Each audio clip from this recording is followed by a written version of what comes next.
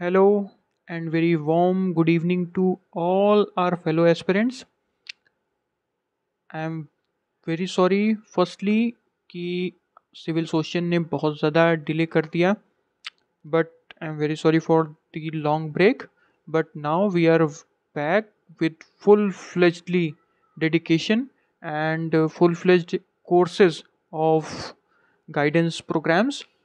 But currently I know कि हमारे majority chunk of aspirants इस समय बहुत ज़्यादा टेंस्ड हैं, बहुत ज़्यादा प्रेशर फील कर रहे हैं अपकमिंग प्रीलिम्स यूपी पीसीएस के प्रीलिम्स को लेके जो कि 12 अक्टूबर को है. So we are here to address all your pressure, all your time management doubts. So let's begin. बिल्कुल फोड़ के आएंगे. तो हमें कॉन्कर करना है, ठीक है. किसको? प्रीलिम्स को नहीं, प्रीलिम्स के प्रेशर को. तभी हम प्रीलिम्स की तरफ बढ़ पाएंगे, तभी हम प्रीलिम्स के प्रेशर को हैंडल कर पाएंगे. सो क्या करना है? हमको परफॉर्म करना है. क्या? बेस्ट बेस्ट बेस्ट देना है. किसका? अपना. हमको सबसे कंपैरिजन नहीं करना है, हमको अपना बेस्ट देना है. सो वो कैसे हो सकता है? स्मार्ट माइंडसेट के साथ, काम नर्व्स के साथ और शार्प स्ट्रेटजी के साथ. इन तीनों में we are going to help you. और सिंस एक लॉन्ग जर्नी में हम सब ने इसमें बिताया है तो हमें पता है कि कैसे इन सबको ओवरकम करना है. और we'll be overcoming this together and we'll be succeeding in the upcoming exams. Don't worry. So सबसे पहले हमें चैलेंजेस को जानना पड़ेगा कि क्या चैलेंजेस हैं, उसको समझना पड़ेगा. सो क्या चैलेंजेस हैं? सबसे पहले यार यूपी पीसीएस प्रीलिम्स की दिक्कत ये है कि जीएस पेपर जो होता है ये 2 घंटे का होता है. बट यूपीएससी में क्या होता है कि 100 क्वेश्चन होते हैं 2 घंटे में. इसमें 150 क्वेश्चन होते हैं 1.5 घंटे में, और 2 घंटे में, सॉरी. सो हमें क्या करना है कि जो हाई मेंटल प्रेशर और जो लिमिटेड टाइम है हमारे पास, इसके लिए कंपोजर, फोकस और टाइम स्मार्ट एक्यूरेसी चाहिए होती है. सो ये हमारा चैलेंज हो गया. तो क्या करें भाई? चैलेंज तो मिल गया हमको, ये तो हमें भी पता है. इसमें नया क्या है? तो नया कुछ नहीं है. इसमें होता क्या है कि हमें ये पता हो जाता है कि ये जो common cause of exam pressure है, इसमें क्या है? इसमें होता है फियर ऑफ फेलियर या लो कॉन्फिडेंस. भाई कैसे होगा, नहीं हुआ तो क्या होगा. Over thinking about results, result आने के बाद हमारी पर्सनल लाइफ, प्रोफेशनल लाइफ कैसे इम्पैक्ट होगी. लैक ऑफ रिवीजन या मॉक प्रैक्टिस नहीं हुई है तो कैसे करें. अच्छा, पीयर कंपैरिजन सबसे ज़्यादा दिक्कत होती है. हमारे टाइम पे 12-12 घंटे लोग पढ़ते थे लाइब्रेरी में, अब भी पढ़ ही रहे होंगे मेजॉरिटी चंक. तो इसलिए हमने देखा है कि ये जो बिल्कुल जो लास्ट मिनट मिनट फटीग और स्लीप लॉस होता है. जैसे मुझे आज तक अपने प्रीलिम्स के पहले कभी भी प्रॉपर नींद नहीं आई. But we are here to address all these doubts. वो कैसे? Let's begin. सो कुछ साइकोलॉजिकल टूल्स हैं जिससे हम ये जो लास्ट मिनट फटीग और स्लीप लॉस है ना, इसको मैनेज कर सकते हैं. इसको कैसे मैनेज किया जा सकता है? जैसे एक डीप ब्रीदिंग टेक्निक होती है. इसको आप लोग अगर पढ़ेंगे तो आप जाके खुद पढ़िएगा. ये अमेरिकन सोल्जर्स के लिए बनी थी. बेसिकली ये वर्ल्ड वॉर 2 में ज़्यादा यूज़ हुई थी, बट अमेरिकन सोल्जर्स को आज भी ये टेक्निक सिखाई जाती है. ये टेक्निक होती है वॉर फुट पे. And remember, when we are heading towards our exam, it is war footed exam. अब हम एकदम वॉर फुट सोल्जर्स हैं, हमें अपने एग्ज़ाम को कॉन्कर करना है. तो इस टेक्निक को बिल्कुल हमको बहुत मदद मिलती है इस टेक्निक से. ये क्या है? 4-7-8 मेथड. 4-7-8 मेथड क्या है? 4-7-8 method is 4 seconds of breathing in. 1 2 3 4 ये ब्रीद करना है हमको. 4 सेकेंड तक ब्रीद इन करना है. 7 सेकेंड्स अपनी ब्रेथ को होल्ड करना है, मतलब अपनी सांस को रोके रखना है. और उसके बाद 8 सेकेंड्स तक हमको उसको रिलीज करना है. धीरे धीरे धीरे धीरे आराम से एकदम 8 सेकेंड्स तक हमको उसको रिलीज करना है. और इसको रिपीटेडली अगर आप करते हैं तो you will be calm enough to handle any kind of pressure. और इसको बिल्कुल करके देखिए. ये 4-7-8 मेथड है एंड वेरी पॉपुलर मेथड. और इसको वॉर फुट सोल्जर्स अपने आप को काम रखने के लिए करते हैं, क्योंकि obviously they are going for battle field ना. And we are also heading towards battle field. हमें भूलना नहीं है, क्योंकि कंपटीशन है. ये बोर्ड का एग्जाम तो है नहीं कि हमें पासिंग मार्क्स लाने. This is competition. तो ये बिल्कुल वॉर फुटेड सोल्जर्स की तरह हमको डील करना पड़ेगा. अच्छा, पॉजिटिव सेल्फ टॉक. हमें पता है, ये सबको पता है, जो एथिस्ट हैं उन्हें भी पता है कि यूनिवर्स वाइब्रेशंस पे काम करता है. So the vibration which we are sending to the universe, and universe will definitely reflect back to us. So हमें वाइब्रेशंस कैसे रखनी है, पॉजिटिव एकदम। तो वाइब्रेशंस क्या होनी चाहिए हमारी, I have prepared well, I will perform well. जीत की चाह है, जीत की राह है, जीत के आना है, दैट्स इट। और हमसे अच्छी तैयारी किसी की नहीं है, किसी की नहीं मतलब किसी की नहीं, वी आर द बेस्ट। और किसी से होनी भी क्यों है, हमको जितनी भी सीट है अपकमिंग एग्जाम में उतनी सीट हमको चाहिए। क्या उतनी सीट नहीं चाहिए तो हमें क्या चाहिए, हमें अपनी एक सीट चाहिए।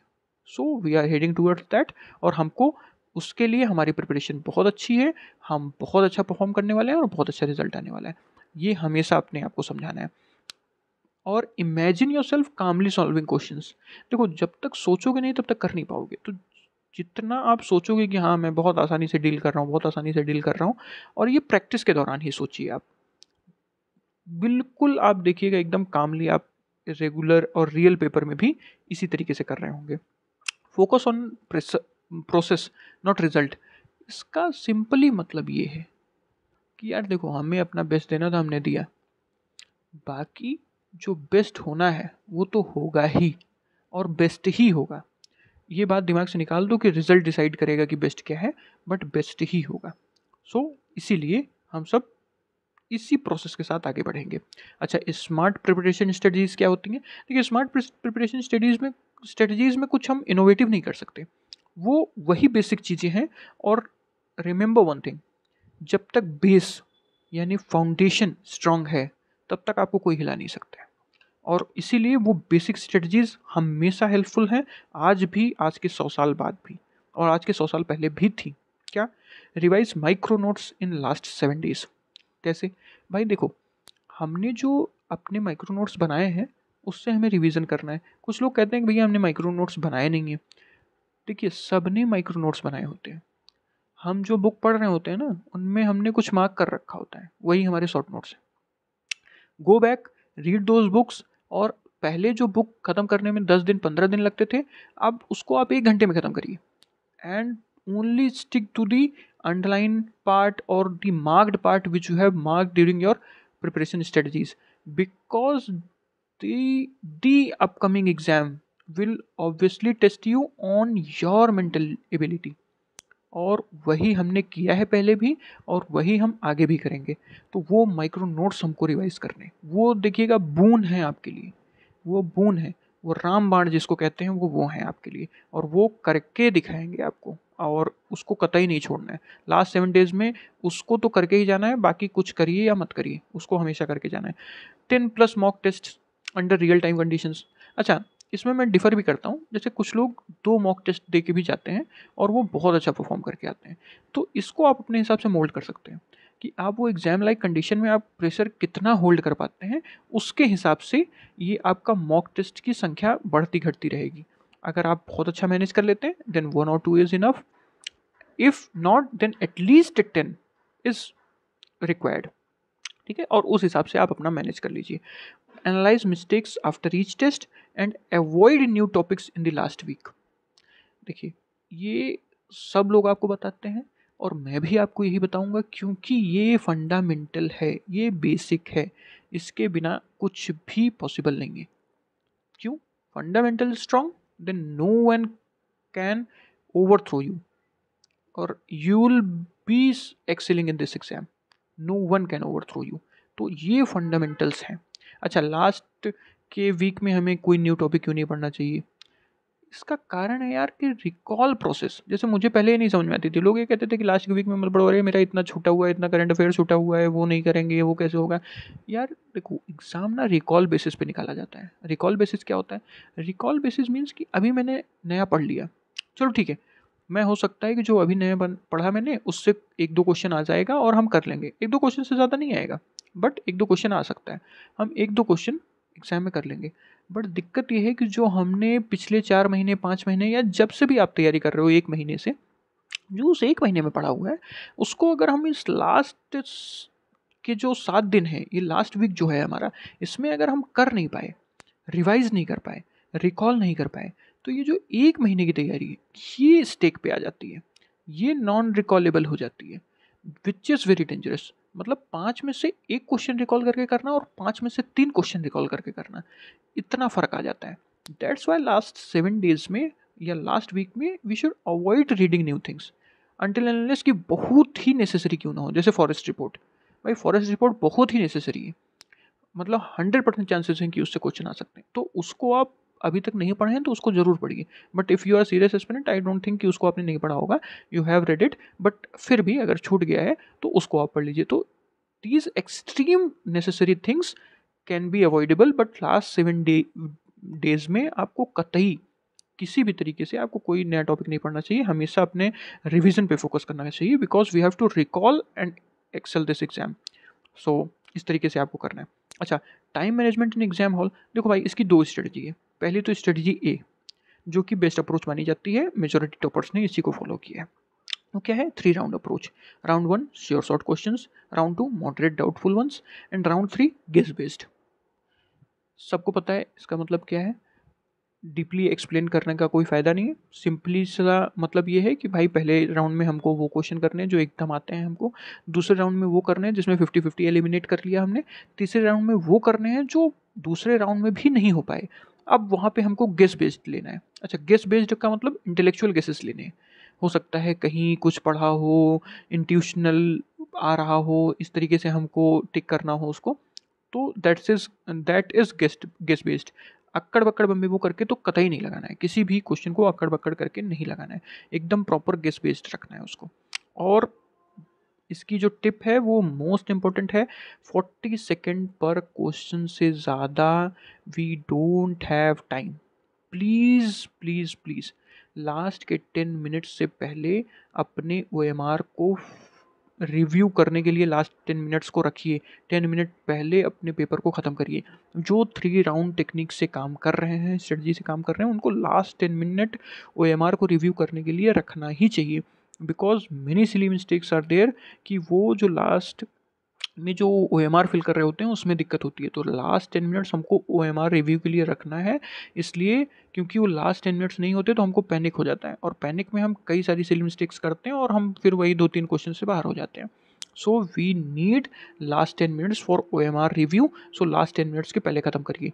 ये जो भी स्ट्रेटजी ए को फॉलो कर रहे हैं, strategy A with 3 rounds. But strategy B, ये मेरी स्ट्रेटजी हुआ करती थी और मैं इसी स्ट्रेटजी से काम करता हूँ, और मुझे कोई दिक्कत नहीं आई और मैं बहुत इजीली इससे ओवरकम कर लेता था, एक्सेल करता था। अब वो कौन सी स्ट्रेटजी है? Single go attempt. Attempt sequentially question 1 से उठाता था, क्वेश्चन 150 तक जाता था, जो आया टिक किया, जो नहीं आया क्रॉस किया, जो गेस लेना है, जो 50-50 करना है, जो भी करना है ऑन द स्पॉट किया, और साइमल्टेनियसली अपने OMR को फिल कर दिया। उससे क्या होता था, जब मैं OMR फिल कर रहा होता था तो 1 सेकेंड से एक क्वेश्चन से दूसरे क्वेश्चन में जाने में मुझे एक अच्छा खासा टाइम लैग मिल जाता था। तो मैं उस मोड में भी रहता था, उस रिदम में भी रहता था, और मुझे एक टाइम लैग के साथ अपना वो भी मिलता रहता था कि मुझे क्या करना है, कैसे करना है, किस तरीके से मैं उसको अप्रोच कर सकता हूँ। So these two approaches, these two strategies to manage time during the exam hall. तो आप जो भी आपको स्ट्रेटजी अपनी अच्छी लगे उस हिसाब से आप इसको एक्सेल कर सकते हो, and it's up to you totally. Both the strategies are workable, both the strategies can excel you. कोई स्ट्रेटजी बेटर या कोई स्ट्रेटजी अच्छी नहीं है। हाँ, अभी जो आपने स्ट्रेटजी बना ली है उसी पे स्टिक रहिएगा, स्ट्रेटजी चेंज मत कर दीजिएगा लास्ट मिनट पे, वो बहुत डिजास्टर्स हो सकता है। तो stick to your own strategy, और वो आपको बहुत ज़्यादा हेल्प करेगी, दोनों में से जो भी हो। अच्छा, फिर mindset during the exam hall. ये एग्जाम टाइम में माइंडसेट कैसा हो जाता है हमारा, उसको क्या करना है भाई, ये कुछ जो भी इसमें मैं बता रहा हूँ ये आपके लिए रामबाण होगा, because this is a game of psychology. हमने 10 महीने, 20 महीने, 1 महीने, 2 महीने कितना पढ़ा मैटर नहीं करता। उस 3 घंटे में, उस 2 घंटे में हमने परफॉर्म कैसे किया, 3 घंटे in case of means and 2 घंटे इन केस ऑफ प्रीलिम्स, हमने परफॉर्म कैसा किया, पूरा हमारा रिजल्ट उसी पे निर्भर करता है। सो क्या करना है, stay calm, don't rush, please don't rush, और simply move on if stuck. क्यों? देखो, पेपर बनता है अपना ईगो सेटिस्फाई करने के लिए नहीं, पेपर बनता है निकालने के लिए। तो कुछ क्वेश्चंस ऐसे होते हैं जो बनाए इसलिए जाते हैं कि उनको देख के डरा जाए, उनको सम्मान दिया जाए। तो क्या करना है, हमारे टीचर जैसे कहते थे कि बिल्कुल पेन ऑन रखिए, जैसे ही ऐसा क्वेश्चन आए बिल्कुल अपने ईगो को साइड करिए, पेन रखिए और दोनों हाथ जोड़ के प्रणाम करिए उस क्वेश्चन को। हाँ थोड़ा फनी है बट दोनों हाथ जोड़ के उसको प्रणाम करिए और कहिए कि हे क्वेश्चन देवता, हम बिल्कुल आपका सम्मान करते हैं, आपको हम नहीं कर सकते, हम आगे बढ़ेंगे। कहने का मतलब ये, don't fall in your ego कि यार ये मैंने पढ़ा है, इसको तो मैं करके ही हटूंगा, फिर 2 मिनट उस क्वेश्चन पे दे दिया। This is a disaster. Don't stuck like this. Leave leave away, leave it respectfully कि ठीक है क्वेश्चन देवता, हम आपको नहीं कर पा रहे हैं, हम जा रहे हैं आगे, क्योंकि हमें एग्जाम निकालना है, वो क्वेश्चन करना नहीं है। हमने प्रिपरेशन वो एग्जाम निकालने के लिए की है, वो क्वेश्चन करने के लिए नहीं। लीव इट, तुमसे नहीं हो रहा है, मेजोरिटी चंक से नहीं होगा और हमको मेजोरिटी से आगे निकलना है, बस उतना करना है। Don't panic if paper feels tough, it's tough for all. यही वो सेम अप्रोच। भाई अपने प्रिपरेशन पे कॉन्फिडेंस रखिए, तुमको नहीं आता, किसी को नहीं आता। डोंट फॉल इन ट्रैप कि यार ये हो ही नहीं रहा है, ये तो लास्ट ईयर का पेपर देखा था, वो किसी से नहीं हो रहा था। 80 क्वेश्चंस की मेरिट गई है फॉर जनरल कैंडिडेट्स। इतना कभी गया है? 90 से नीचे शायद ही आया है कभी। Forget about the last years paper, but बहुत पहले ऐसे आता था, बट इन रिसेंट ईयर्स हमने कभी नहीं देखा कि 90 से कम गई हो, चाहे कितनी भी ज़्यादा सीट हो। बट इस बार सीट की वजह से या जो भी टफनेस की वजह से 80 से नीचे गई है, या अराउंड 80 है merit. 80 questions, I am talking about questions not marks. So इतना है। तो एक्यूरेसी को प्रायोरिटी देनी है, ठीक है। अच्छा, ये चीज़ कैसे पता चलेगी? ये चीज़ मॉक टेस्ट से पता चलेगी कि हमको कितने अटेम्प्ट पे कौन सी एक्यूरेसी आ रही है। इफ़ एक्यूरेसी इज़ कि हमारे 50 क्वेश्चन गलत हो जा रहे हैं, 60 क्वेश्चन गलत हो जा रहे हैं, then minimise your attempt. Otherwise एकदम गो फॉरवर्ड, फ्रंट फुट पे खेलो, कोई दिक्कत नहीं है, अच्छे से अटेम्प्ट लो। ओनली मैटर जो करेगा वो एक्यूरेसी करेगी, और वो आपको मॉक टेस्ट या PYQ देख के आ जाएगा कि आपको कितनी अटेम्प्ट लेनी है। It is totally your call. इस पर इसीलिए मैंने कोई कमेंट नहीं किया। Totally your call. एक्यूरेसी को ध्यान में रखते हुए आपको अटेम्प्ट्स लेने हैं, एक्यूरेसी को प्रायोरिटी देनी है, अटेम्प्ट्स को नहीं कि भाई वो 130 कर रहा है, मैं तो खाली 110 करता हूँ। 110 में ही आप एक्सेल करोगे, डोंट वरी। बट 130 वाले को देख के अपने अटेम्प्ट्स नहीं बढ़ाने हैं। और जो 130 कर रहा है उसके अटेम्प्ट्स अच्छे आ रहे हैं, तो उसको 110 पे नहीं लेके आना है कि हमें एक्यूरेसी बढ़ानी है। 130 करके आपको एक्यूरेसी लेके आनी है, ठीक है। अटेम्प्ट का और एक्यूरेसी का ये मतलब नहीं है कि अटेम्प्ट कम करो एक्यूरेसी ज़्यादा करो, नो।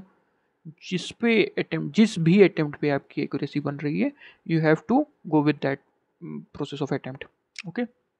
अच्छा, जो सबसे ज़्यादा काम करता है वो ये आया, अभी आया, जो हमारी एडवाइस है आप सभी फेलो एस्पिरेंट्स के लिए। जो भी हमने एक्सपीरियंस से सीखा है वो हम अब बता रहे हैं आपको। डे बिफोर एग्ज़ाम हमेशा बहुत कम रिवीजन करो, 7 घंटे की स्लीप लो। ये जो दोनों चीज़ बताई ये मैं प्रीवियस अटेम्प्ट्स में कतई नहीं करता था, और 7 आवर्स स्लीप तो मुझे कभी किसी अटेम्प्ट में ही नहीं आई। बट फिर भी एक्सेल हुआ, एग्ज़ाम निकला। बट दिक्कत क्या है कि वो जो एक्यूरेसी है, वो जो परफॉर्मेंस है, वो कॉम्प्रोमाइज़ होता है। और ये मैंने अपने जो कलीग्स थे उनसे सीखा है कि यार एक अच्छी स्लीप और बहुत कम रिवीजन बहुत ज़्यादा हेल्प करता है आपको एक्यूरेसी बढ़ाने में, क्योंकि आप रोज़ अच्छा खासा हेक्टिक रिवीजन कर रहे होते हैं। एक दिन का आराम दे देते हैं ना, तो वो जो एग्ज़ाम डे परफॉर्मेंस होती है वो बहुत इन्हेंस हो जाती है। ये उसी तरीके से काम करता है जब आप रोज़ एक्सरसाइज कर रहे हो और एक दिन ब्रेक लें हफ्ते में, और फिर जब आप नेक्स्ट डे जाते हैं then you feel more energetic. So ये उसी तरीके से काम करता है। आप थोड़ा थोड़ा हेक्टिक सारा होता है आपका सारा दिन, एक दिन आपने गैप लिया, बहुत कम किया, अच्छे से खाना पीना खाया, अच्छे से फुल आवर्स 7 आवर्स स्लीप ली, और उसके बाद अपने अगला दिन बहुत अच्छा से परफॉर्म किया। ये करना ही है। अच्छा, keep admit card, pen and OMR ready. मतलब क्या है? मतलब ये है कि जो सीरियस एस्पिरेंट हैं उनको ये बताने की ज़रूरत नहीं पड़नी चाहिए कि एडमिट कार्ड है कि नहीं। ये जो लास्ट मिनट रश होता है ना, ये आपका पूरा मेंटल साइकोलॉजिकल प्रेशर बर्बाद कर देगा। लास्ट मिनट रश होना ही नहीं चाहिए। अभी जाओ, अपना एडमिट कार्ड, पेन, ये तुरंत रेडी रखो, तुरंत। और आधार कार्ड या वोटर आईडी, जो भी आपने उस एडमिट कार्ड में आप देख लीजिए आपका क्या है, वो वाला आईडी प्रूफ आपको रखना ही है साथ में, जो आपके एडमिट कार्ड में मेंशन है। अभी जाओ, उसको अभी करके रखो। और जो बेस्ट एडवाइस आज तक मुझे लगी, जो मुझे बहुत फ़ायदा की, मैंने जिनको दी उनको फ़ायदा की, और मेरे कलीग्स से जो मुझे सीखने को मिली वो ये है कि अवॉइड सोशल मीडिया एंजाइटी। ये बेस्ट है। एटलीस्ट 24 आवर्स बिफोर आप बिल्कुल यूट्यूब शॉर्ट्स, रील्स, इन सब से दूर हो जाइए। एक ट्रेमेंडस इफेक्ट आपको दिखेगा अपनी प्रोडक्टिविटी पे। एटलीस्ट 24 आवर्स पहले अभी से बंद कर दें देन वेल एंड गुड। अभी से बंद कर सकते हैं जो, उनके लिए तो वो रामबाण है, 100% है। और इसीलिए अब हमको रिकॉल करना है कि हम डे ऑफ एग्ज़ाम पे क्या करेंगे। देखो, जो मैंने पहले कहा कि हम कितना भी तैयारी कर लें, कितने महीनों से तैयारी कर रहे हैं, फ़र्क नहीं पड़ता। एग्ज़ाम डे की स्ट्रेटजी, एग्ज़ाम डे में कैसे परफॉर्म किया, उसी से फ़र्क पड़ता है। उसके लिए इन्हेंस कैसे कर सकते हैं, आपने जो भी कामनेस ट्रिक्स अभी हमने बताई उसके साथ साथ और क्या करना है हमें, हमको बहुत लाइट ब्रेकफास्ट रखना है। क्योंकि यार देखो, कुछ भी कर लो, हैवी ब्रेकफास्ट ब्रेकफास्ट करते ही थोड़ी तो लमनेस आ जाती है, थोड़ी आपको लेजीनेस महसूस होने लगती है, जो कि आपके रिफ्लेक्सेस में रिफ्लेक्ट करेगा, आपके रिफ्लेक्सेस स्लो हो जाएंगे। सो एक लाइट ब्रेकफास्ट रखना है हमको, थोड़ा सा जल्दी पहुंच जाना है, उससे पैनिकिंग सिचुएशन नहीं होगी। ये पूरा गेम साइकोलॉजी का है। अगर आप देर से पहुंचोगे, आप रश करोगे, आप साइकोलॉजिकली और प्रेशर फील करोगे। जल्दी पहुंचोगे, आप साइकोलॉजिकली काम रहोगे। बस इसीलिए आपको जल्दी पहुंचना है।